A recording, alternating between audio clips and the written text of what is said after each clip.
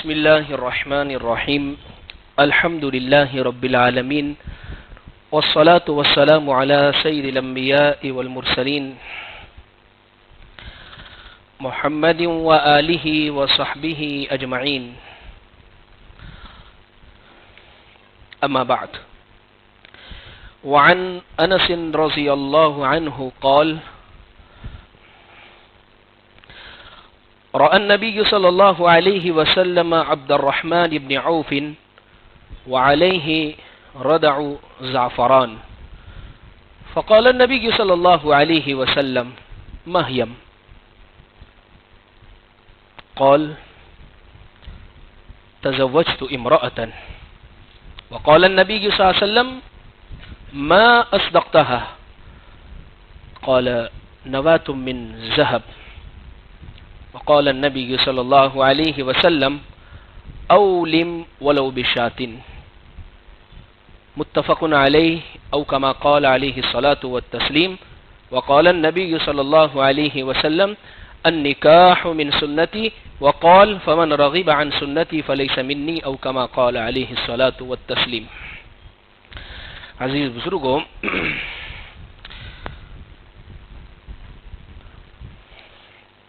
یہ جو وقت چل رہا ہے جگہ جگہ پر نکاحوں کے موسم اور نکاحوں کے سیزن چل رہے ہیں.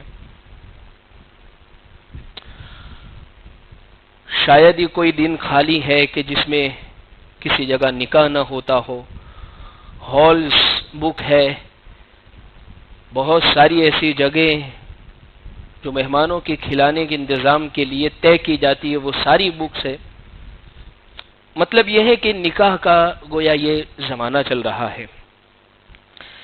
اس لیے میں نے مناسب سمجھا کہ آپ حضرات کے سامنے ایک حدیث کے سہارے سے چند باتیں آپ کے سامنے نکاح کے حوالے سے ذکر کروں.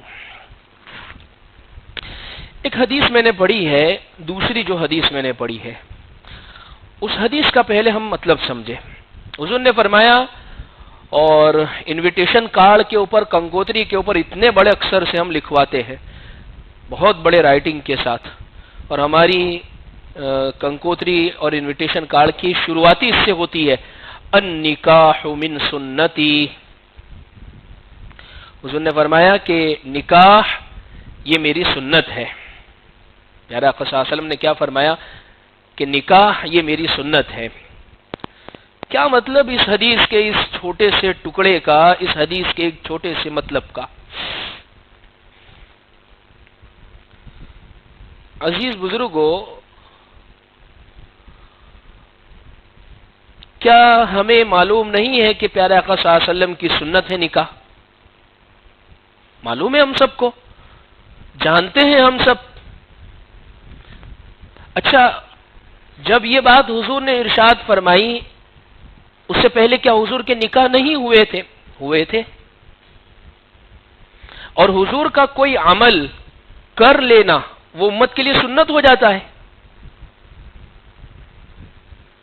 چاہے پیارے آقا صلی اللہ علیہ وسلم اپنی زبان سے نہیں بھی کہتے اس بات کو، پھر بھی نکاح والا عمل یہ امت کے لیے سنت ہی ہوتا. کیونکہ حضور نے خود کیے، کتنے صحابہ کے آپ کے سامنے ہوئے، اپنی بیٹیوں کو آپ نے رخصت کیا، یہ سب عمل کرنے کے بعد بھی حضور نے اپنی زبان سے یہ فرمایا کہ النکاح من سنتی، کہ نکاح یہ میری سنت ہے. کیا وجہ ہے؟ دیکھیے، یہ ایسا ہی ہے جیسے اس کی مثال. ہمارے گھر میں ایک لڑکا مثال کے طور پر 10ویں پڑھ رہا ہے. کل صبح میں اس کا میتھس کا پیپر ہے، اور ایک دن پہلے شام کے وقت وہ کھیل رہا ہے یا موبائل میں لگا ہوا ہے. تو اس کے والد نے اس کو دیکھا اور کہا، بیٹا کل گنت کا پیپر ہے، کل میتھ کا پیپر ہے. کیا لڑکے کو معلوم نہیں تھا؟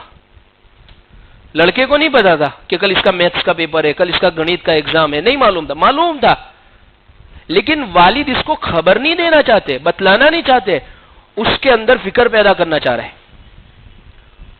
اس کو گویا اپنے الفاظ سے ڈرانا چاہتے ہیں، اس کے اندر ایک فکر یہ پیدا کرنا چاہ رہے، بیٹا آپ کا کل ایگزام ہے، مشکل سبجیکٹ جس کو آپ سمجھ رہے ہیں، کل صبح اس کو دینے جا رہا ہے اور ابھی آپ کھیل میں مشغول ہیں۔ تو والد کا یہ جو جملہ ہوتا ہے، یہ بیٹے کے لیے صرف ایک بات کہنا مقصد نہیں ہوتا ہے، اس بات کے اندر فکر دلانا مقصد ہوتی ہے۔ حضور صلی اللہ علیہ وسلم نے یہ جو حدیث بیان فرمائی ہے، النکاح من سنتی، کہ نکاح یہ میری سنت ہے، تو ایک بات نہیں بیان فرمائی، بات تو ہمیں معلوم تھی پہلے سے بھی، لیکن ایک فکر حضور دلانا چاہتے ہیں کہ دیکھنا گھر میں کام پڑے گا، دیکھنا بچوں کے رشتے ہوں گے، دیکھنا رشتہ داروں کے اندر یہ موقع آئے گا، تو اس موقع پر اس حدیث کو لپیٹ کے مت رکھ دینا۔ عزیز بزرگوں، حضور سے محبت کی زندگی میں چند ہی تو مثالیں ہوتی ہے، چند ہی تو وقت آتے ہیں کہ ہم پیارے آقا صلی اللہ علیہ وسلم سے محبت کرتے ہیں۔ وہ دلیل کی صورت میں جب سامنے آتا ہے، جب نکاح کا موقع ہو اور انسان سنت کے مطابق سارے کام کو کرنے والا بنے۔ تو اس حدیث کے اندر پیارے آقا صلی اللہ علیہ وسلم ایک خبر نہیں دے رہے، ایک فکر دلا رہے۔ اور بڑی عجیب بات یہ ہے، بہت ساری سنتوں کے بارے میں حضور نے یہ نہیں کہا کہ میری سنت ہے، بس حضور نے عمل کر دیا۔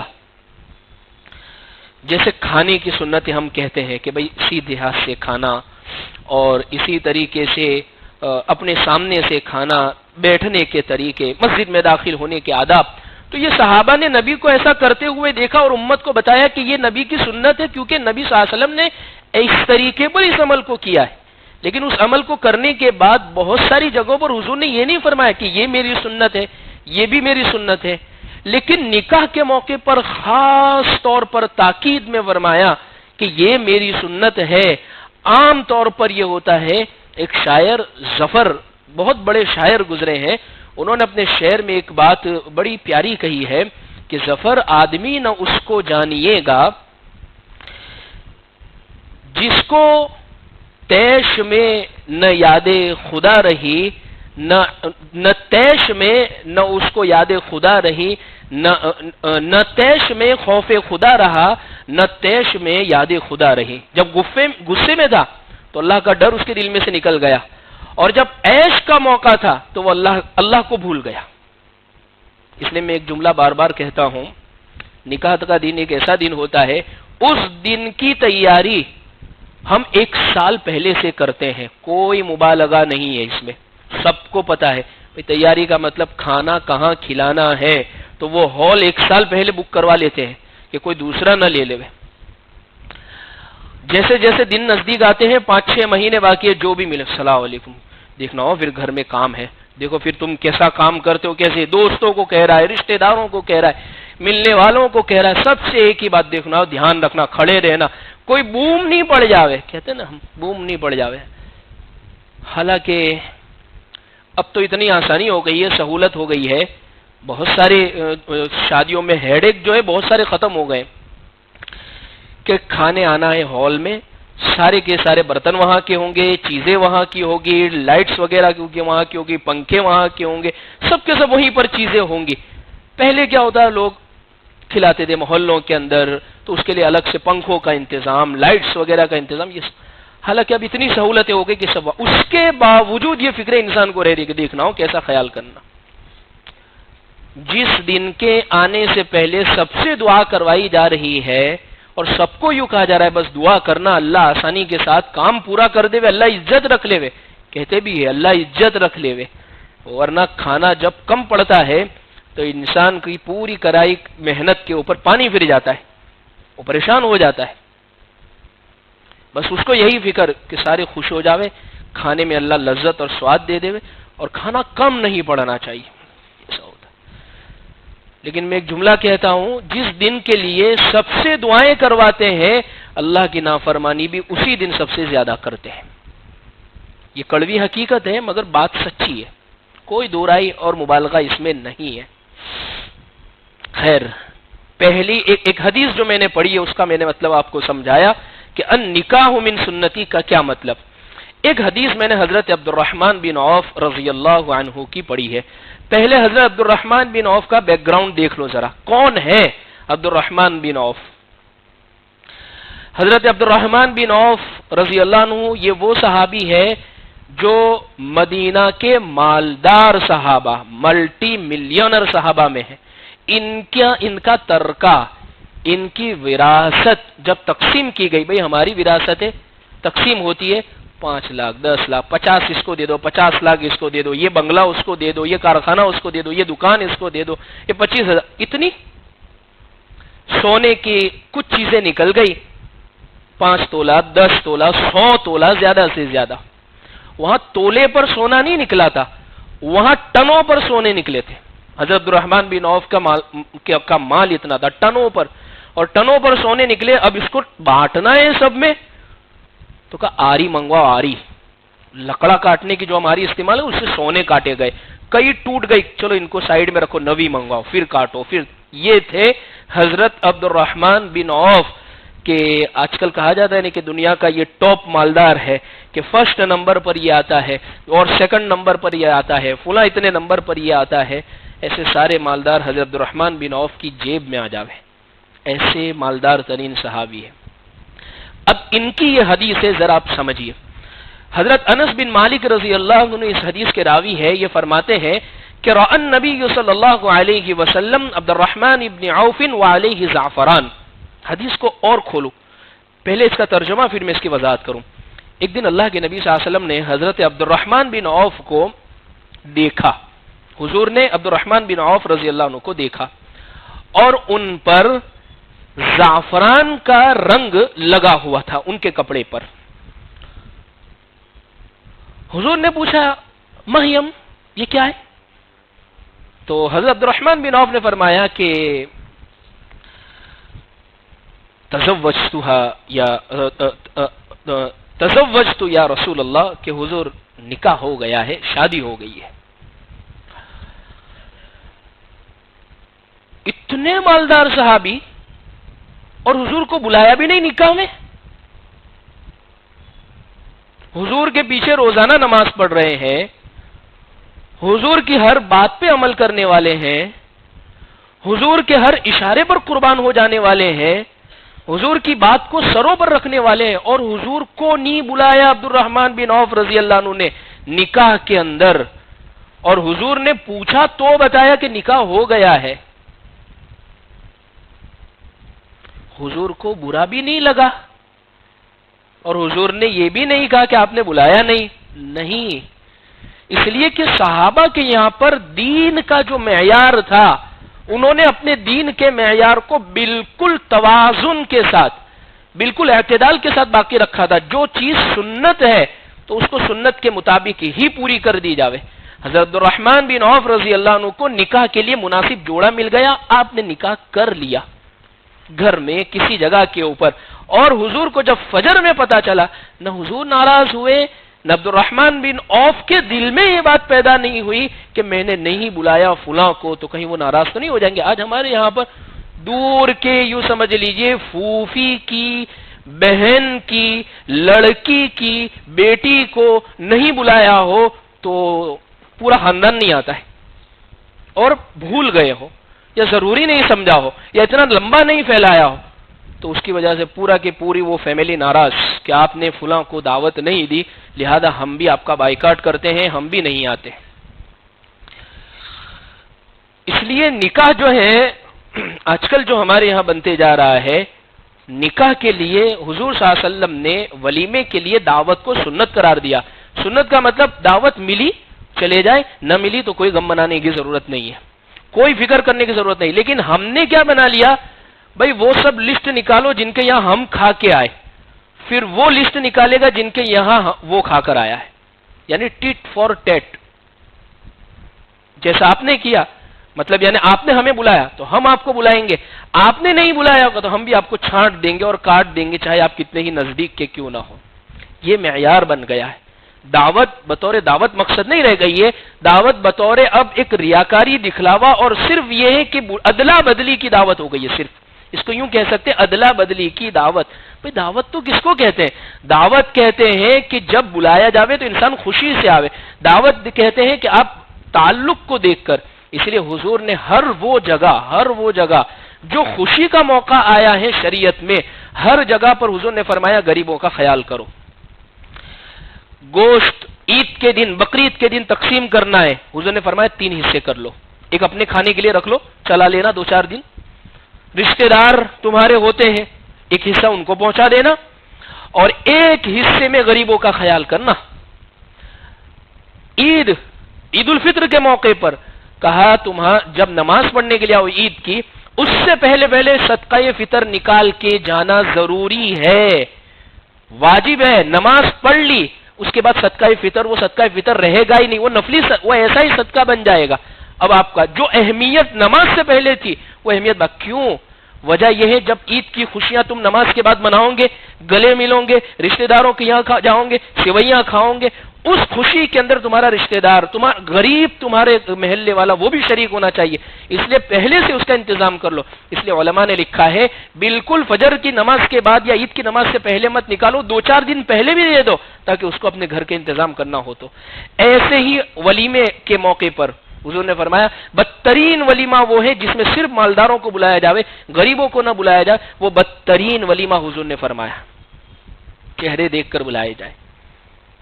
خیر، پہلی بات اس حدیث سے جو سمجھ میں آتی ہے کہ نہ حضور ناراض ہوئے، نہ عبد الرحمن بن عوف نے اس کو ضروری سمجھا، نہ دونوں کے درمیان میں کوئی ناراضگی کا سبب ہوا. اس لیے کہ حضور نے صحابہ کی زندگی کی ترتیب، صحابہ کو تیاری ویسے کیا تھا کہ جو موقع جیسا ہے اس کے مطابق وہ رہنے والے تھے، لہذا سنت کام کر لیا.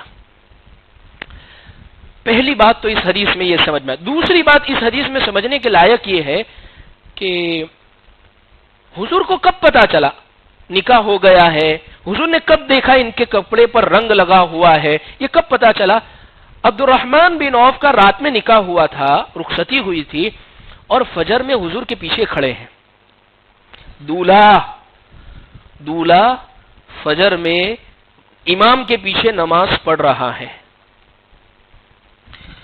ہمارے یہاں کوئی دولہا آتا ہے، بلکہ اگر وہ آنے کی بھی کوشش کرے تو رشتہ داری اس کی مذاق اڑانے لگ جاتے ہیں، رات کو شادی ہوئی نہیں، یہ فجر کی نماز میں موجود ہے. نماز کی جس کے دلوں میں اہمیت ہوتی ہے، نماز کی جن کے دلوں کے اندر وقعت ہوتی ہے، وہ ساری چیزوں کو پرے رکھ دیتے ہیں، پیچھے رکھ دیتے ہیں، نماز پہلے. معاف کیجئے گا، یہی بے برکتیاں ہوتی ہے جس کی وجہ سے پھر اولاد نافرمان ہوتی ہے. فجر کی نماز نہیں ہے، نماز ہی نہیں پڑھی. جب نماز کا ہمارے یہاں تو حال یہ ہو گیا ہے، اللہ معاف کرے، رخصتیاں اس وقت ہو رہی ہے جب مسجد کے اندر اذان کی آواز آ رہی ہے، فجر کی اذان. اس موقع پر تو لڑکی کو رخصت کیا جاتا ہے، اس موقع پر تو لڑکی اپنے سسرال جہاں پر شوہر ہے وہاں پہنچتی ہے. اب ظاہر سی بات ہے، کیا وہ فجر کی نماز پڑھیں گے؟ کیا وہ اللہ کے حقوق کا خیال کریں گے؟ اس کے نتیجے کے اندر پھر اولادیں بھی ایسی آئے گی بے برکتی. سسٹم، پورا نظام ہم نے ایسا بنا دیا ہے کہ اللہ کی پناہ. تو امام کے پیچھے دولہا موجود ہے فجر کی نماز کے اندر، اس لیے کہ نماز کی وقت. تیسری بات اس حدیث میں جو مجھے اصل سمجھانی ہے، حضرت عبد الرحمن بن عوف کے کپڑے پر ایک زعفرانی کلر کا ٹپکا لگا ہوا تھا، رنگ لگا ہوا تھا. حضور نے پوچھا مہیم، یہ کیا ہے؟ مطلب یہ ہے، آگے حضرت عبد الرحمن بن عوف نے یہ جواب دیا کہ تزوجتو، کہ پیارے آقا صلی اللہ علیہ وسلم میں نے نکاح کر لیا، اس کی وجہ سے یہ رنگ لگا ہوا ہے. کیا عبد الرحمن بن عوف رضی اللہ عنہ نے پیٹھی کروائی تھی؟ کیا عبد الرحمن بن عوف رضی اللہ عنہ نے رنگ لگایا تھا؟ کیا عبد الرحمن بن عوف رضی اللہ عنہ نے ہلدی کی رسم کی تھی؟ بتاتا ہوں. بعض لوگ ہلدی کی رسم اور پیٹھی کرنے کی دلیل یہ دیتے ہیں کہ حضرت عبد الرحمن بن عوف کے کپڑے پر بھی رنگ لگا ہوا تھا، لہذا ہلدی اور پیٹھی لگانا جائز ہے. پہلے میں یہ واضح کر دوں یہ کیا تھا. اصل میں عرب میں کیا ہوتا تھا، دلہن جو لباس پہنتی ہے، دلہنیں جو کپڑا پہنتی تھی، یعنی شادی کا ان کا جوڑا، وہ کیا تھا. ہمارے یہاں تو لمٹ ختم ہو گئی اب شادی کے جوڑے کی. 50,000 لاکھ 2 لاکھ، اور ایسا چاہیے کہ آج تک کسی آنکھ نے نہ دیکھا ہو، نہ کسی کان نے سنا ہو، نہ کسی کے دل کے اوپر سے اس کا خیال گزرا ہو۔ اللہ نے، حضور صلی اللہ علیہ وسلم نے جنت کی نعمت کا تذکرہ فرمایا کہ وہ نعمتیں کیسی ہوگی، نہ کسی آنکھ نے دیکھی ہوگی، نہ کان نے سنی ہوگی، نہ کسی کے دل پر سے اس کا خیال گزرا ہوگا۔ آج کل دلہنوں کے جوڑے بھی اس لسٹ میں آ گئے ہیں کہ جہاں جاتے دیکھنا ہو کسی نے نہ پہنا ہو، کسی کو دیا نہ ہو، کسی کو آپ نے بیچا نہ ہو، کسی کی نظر اس پر نہ پڑی ہو، ایسا دینا تاکہ میں دیکھوں۔ قیمت 2.5 لاکھ ہوگی، چلے گا، کوئی وعدہ نہیں، پپا ہے نا، کریڈٹ کارڈ ہے پپا کا، کوئی وعدہ نہیں، چلے گا، کوئی حرج کی بات نہیں۔ میڈم آپ یہ کب پہنیں گی؟ آج پہنا ہے، بس اس کو لپیٹ کے رکھ دیں گے، پھر کبھی بھی اس کو ہاتھ لگانا نہیں نصیب ہوگا۔ اور حقیقی بات یہ ورنہ دلہن اپنی شادی کا جوڑا کسی اور جگہ پہن لے تو وہ خود جوکر لگنے لگ جائے گی۔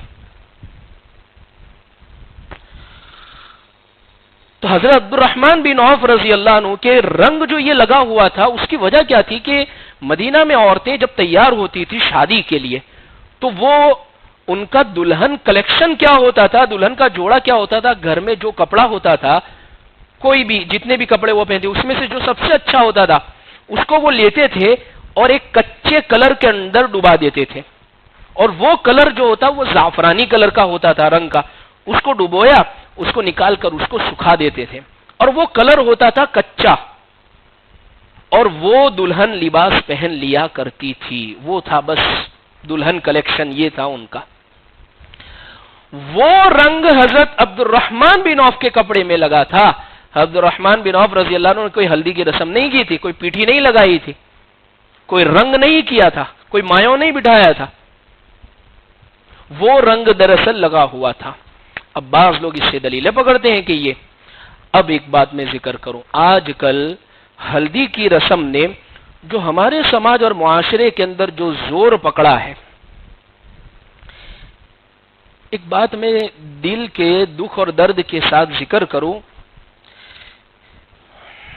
اگر ہم مسلمان ہیں اور پیارے آقا صلی اللہ علیہ وسلم کے حقیقت میں نام لیوا ہے تو پھر ان رسموں کو چھوڑ دیجیے، مت کیجیے، کیونکہ وعید کیا ہے میں آگے سناتا ہوں۔ اور اگر کرنی ہی ہے، لوگوں کو دکھانا ہی ہے، اور اسی طریقے سے ہمارے گھر کے اندر یہ فنکشن لانا ہی ہے، تو اللہ کے لیے پھر اسلام کو بدنام مت کیجیے، اللہ کے واسطے اسلام کو بدنام مت کیجیے۔ نہ یہ رسم، نہ یہ چیز اسلام کے اندر داخل ہے، نہ کسی مسلمان کا یہ شعار ہو سکتی ہے، یہ ناجائز اور حرام رسم ہے۔ جس نکاح کو پڑھنے کے لیے بھائی سنت ادا کرنے جا رہے ہیں، اس نکاح کے اندر سنت جو کام ہے وہ 5 منٹ کا ہے، صرف 5 منٹ کا، جو مین کام ہے، جو دولہا اور دلہن کو قبول کروانا ہے، بس دلہن کی اجازت، 5 منٹ کا کام ہے، صرف 5 منٹ کا۔ لیکن اس کے پیچھے جو ہم نے رسمیں جو ایجاد کی ہے، اس کے پیچھے جو ہم نے خرافاتیں لگا دی ہے، اللہ کی پناہ، غیر مسلم بھی شرما جائیں گے، ایسی ایسی چیزیں۔ یہی ہلدی کی رسم ہم کیا سمجھتے ہیں، بس وہاں ہوئی تھی، ہم کریں گے اس لیے کہ بس ایک کھگدا کرنا ہے ہمیں، بس ایک رسم کرنی ہے ہمیں، چاہے اللہ کے نبی ناراض ہوتے ہو، چاہے اسلام چھوٹتا ہو، کوئی فرق نہیں پڑتا، کرنی ہے تو کرنی ہے۔ اس کی وعید کیا ہے؟ سب سے پہلی بات یہ ہے، یہ ناجائز رسم ہے۔ وجہ اس کی یہ ہے، غیر مسلموں سے آئی ہوئی یہ رسم ہے۔ نمبر 1، غیر مسلموں سے آئی ہوئی یہ رسم ہے، اس وجہ سے یہ ناجائز ہے۔ نمبر 2، پیارے آقا صلی اللہ علیہ وسلم نے یہ بات ارشاد فرمائی، مردوں کو زعفرانی رنگ پہننے سے بھی حضور نے منع فرمایا، منع فرمایا، ناجائز فرمایا پیارے آقا صلی اللہ علیہ وسلم نے۔ اور دیکھیے جس کے گھر میں شادی ہو 2-3 دن پہلے سارے کے سارے زعفرانی کلر کے اندر ہوتے ہیں، ایسا لگتا ہے کوئی سادھوؤں کی ٹولی آئی ہے گھر میں۔ حقیقی بات ہے، ہنسنے کی بات نہیں، دل کے دکھ اور درد کی میں کہہ رہا ہوں۔ اور باقاعدہ اب تو بورڈ ہم نے کارڈ چھپوانے شروع کر دیے، بورڈ لگوانے شروع کر دیے، بھائی ہلدی سیریمنی اور فلاں کی۔ یہ دوسرا گناہ ہے، اللہ کے نبی صلی اللہ علیہ وسلم کی حدیث کو روند رہے ہیں، ختم کر رہے ہیں حضور کی حدیث کو۔ کوئی پرواہ نہیں ہے ہمیں حضور کی حدیث کی، بس ہمیں اپنی مرضی، اپنا شوق اپنی خواہش پوری کرنی ہے، چاہے پیارے آقا صلی اللہ علیہ وسلم کی حدیث کچھ بھی ہو. حضور نے منع فرمایا، 3-4 مستقل اس پر حدیثیں ہیں کہ ایسے کپڑے پہننے سے منع فرمایا. یہ دوسری وجہ ہے اس رسم کے ناجائز ہونے کی. تیسری وجہ،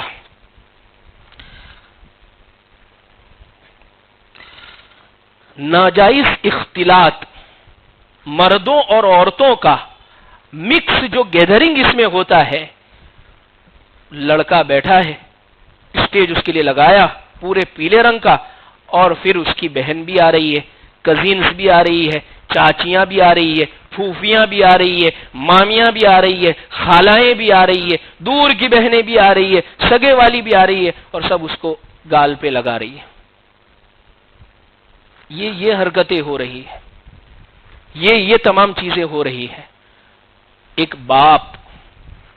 باپ کو اگر اس کی بیٹی بالغ ہو گئی ہے، اگر اس کو پیار کرنا ہے، اس کو محبت کرنی ہے، تو زیادہ سے زیادہ سر پہ ہاتھ رکھ دے. باپ کو بھی شریعت نے منع کیا ہے کہ گود میں نہ بٹھاوے، حالانکہ اس کی بیٹی ہے، ذرہ برابر اس کے دل میں یہ چیز پیدا نہیں ہو، پھر بھی شریعت منع کر رہی ہے. اور یہاں تو دور کے رشتہ دار بھی آ رہے ہیں، اور فلاں بھی آ رہے ہیں، اور یہ بھی آ رہے ہیں، اور وہ سارے ایک دوسرے کے گال پر لگا رہے ہیں. اور وہی اگر لڑکی بیٹھی ہے تو اس کے کزینز جتنے بھی ہیں، چچا زاد بھائی، ماموں زاد بھائی، خالہ زاد بھائی، چاچا کے لڑکے، وہ سب آ رہے ہیں اور لگا رہے ہیں. میں تو اس کو یہ رسم کہتا ہوں، بے حیائی اور بے شرمی کی رسم. بے حیائی اور بے شرمی گھروں میں دیکھنی ہو تو یہ رسم کو دیکھ لے. پھر آپ سوال کریں گے تھوڑا سا گورا لگ جاوے نا اس کے لیے کرتے ہیں، اچھی بات ہے، تو پھر 4-4 گھنٹے میک اپ اور بیوٹی پارلر میں کیوں جاتی ہے؟ اگر گورا ہی لگنا ہے تو 4-4 گھنٹے میک اپ، دولہے بھی جاتے ہیں آج کل. تو بیوٹی پارلر میں دلہنیں تو جاتی تھی، آج کل دولہوں نے بھی جانا شروع کر دیا ہے. اگر بہت ہی شوق ہے آپ کو اس رسم کو کرنے کا، گال پہ لگانے کا، اور آپ کو گورا دکھنا ہے، ہلدی ہی لگا کر پوری ڈول بھر کے دے دو کہ بیٹا جاؤ باتھ روم میں جا کے گھس گھس کے نہا لو، کوئی حرج نہیں ہے. یہ کر لے گا اکیلے اندر بیٹھ کے تو کوئی حرج کی بات. لیکن یہ کیا مکس گیدرنگ پوری کے پوری کری ہوئی ہے ہم نے. اس لیے یہ 3 خرابیاں ہیں، اور بہت بڑی خرابیاں ہیں، اور چھوٹی موٹی تو بہت ساری ہے. بیچارے پریشان ہو رہے، پھر بھی کرے، کیا کرے مولانا، ابھی نہیں کریں گے تو پھر وہ ناراض ہو جائے گی، شادی کا فنکشن خراب ہو جائے گا. خرچہ مستقل کھانے کا، کپڑے سارے کے سارے پیلے سلائے ہوئے سب کے وہ الگ سے ہیں، پھر مستقل اس کے اندر الگ الگ کھانے اور پکوان چلتے. بھئی کیوں کرتے، کیا کرے، ابھی وہ منہ چڑھا کے بیٹھ جائے گی تو میرا تو شادی کا فنکشن خراب ہو جائے گا. الرجال قوامون علی النساء، یہ موقع ہے آپ کے گھر کے اندر آپ کی جوابداری نبھانے کا، آپ جوابداری نبھائیے. خیر عزیز بزرگوں، حدیث کے تعلق سے مجھے اور بھی 2-4 باتیں آپ کے سامنے ذکر کرنی تھی، لیکن آج کی مجلس میں 2-3 باتیں. نکاح یہ سنت ہے، اس کو میں نے سمجھایا. دوسری بات، پیارے آقا صلی اللہ علیہ وسلم ناراض نہیں ہوئے عبد الرحمن بن عوف نے نہیں بلایا تو نکاح میں. تیسری بات یہ ہے، دولہا فجر میں یعنی نماز دولہے کی قضا نہیں ہوتی تھی اس زمانے میں. اور چوتھی بات یہ ہے، ہلدی کی رسم یہ گناہ ہے.